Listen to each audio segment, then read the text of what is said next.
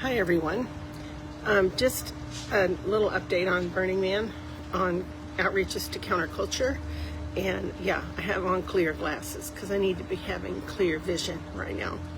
I just wanted to give you a little bit of an update.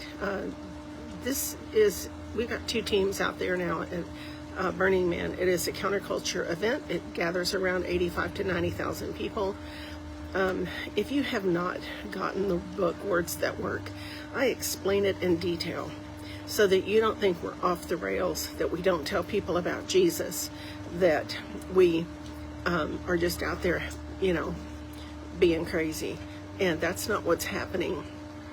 And so I just wanted to let you know that, we have had years of experience going out to these places and being relevant. And once they have an encounter with the Holy Spirit, then we tell them where it came from, and we tell them our story about our own salvation experience, which is in Revelations. It says you overcome Satan by the blood of the Lamb and the word of your testimony. We can't jump the gun too soon, because if we do, they're already God-hardened, church-hardened. They don't like anything that you do. They don't like God. They don't like Jesus. They don't have any regard for anything that even resembles Christianity. So we have to come about this with a different approach. And God told us this when we were out there. I've gotten some very weird and strange emails and even a letter sent to me about, us being not biblical or this or that. I'm going to give you homework, and the homework is you need to go back and read the Bible, and you need to read the Gospels especially. And I want you to count, and I want you to report back to me how many times Jesus healed people, raised them from the dead, cleansed people of leprosy, and in each case he told them not to say anything. I just want you to go do that. Just do that for me, because I had to do that myself. The other thing is, he also didn't go around telling everybody who he was. The woman at the well said, come see a man who told me all about myself. He didn't tell her about him. He told her about her. And so we had to practice doing things Jesus' way, the way he did them while he was here on earth, and was an example and came to show us how to do all this stuff. So I just want you to be praying for these teams. There's a lot of adverse conditions.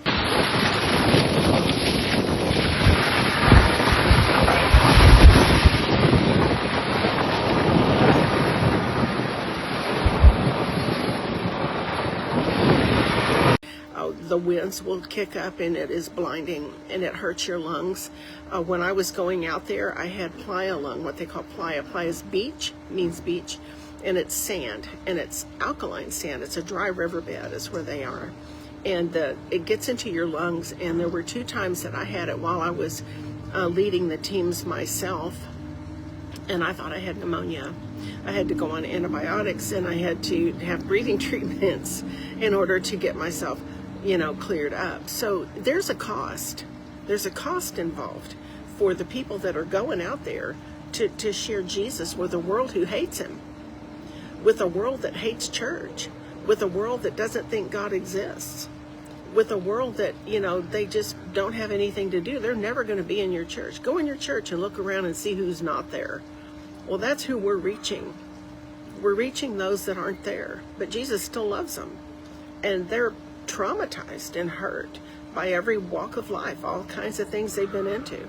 So before you start popping off and going off on Christians shouldn't be out at Burning Man, well, what do you want to do? What is all the world to you? Go into all the world and preach the gospel. That's what we're doing. If he's lifted up, which we do in our camps, we lift up Jesus, and he draws people to himself. And then we tell them where it comes from. So yes, we do tell people about Jesus. Yes, we do tell people about God. Yes, we do tell them about salvation and get them connected with the one who loves them and made them, and tell them that he's the only way to God. Yes, we do all of those things, but we do them at the right time. We do them when they've had an encounter, when they're open, and when they felt God's presence for the first time. So I just want to thank you for your prayers, because we need them. We need them so badly. Our teams are really going through it. And when it rained 2 years ago, well, you can't move around in rain.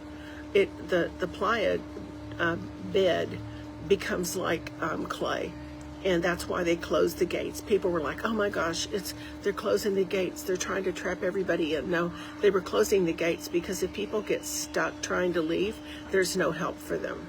People can't go out and rescue them. Thousands of people have been trapped in the Nevada desert for days after late summer storms turned the roads into mud, making them impassable. As many as 80,000 people attended an annual festival known as Burning Man, which began on August 27th. The annual large-scale desert campout, as described by organizers, focuses on community, art, and self-expression. For the past 20 years, a Freedom Lounge ministry led by Cindy McGill has attended the event to minister to those in attendance and worship. A group is in the midst of all that is still going on there right now. Let's keep everyone in prayer. Those in attendance reportedly have limited supplies and no working bathrooms. So far, 1 death has been reported. The roads are expected to improve enough today to allow participants to head home. Mike?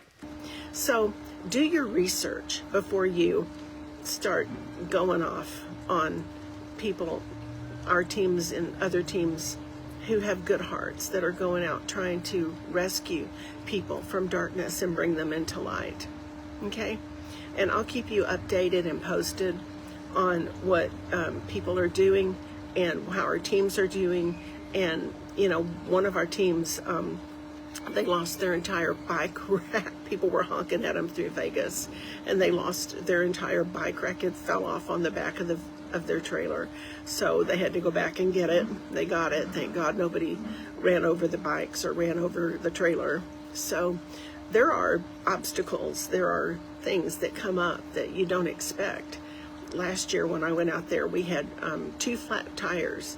We ended up having to buy 4 more tires, or 6 tires, I think it was, for the trailer that we were pulling.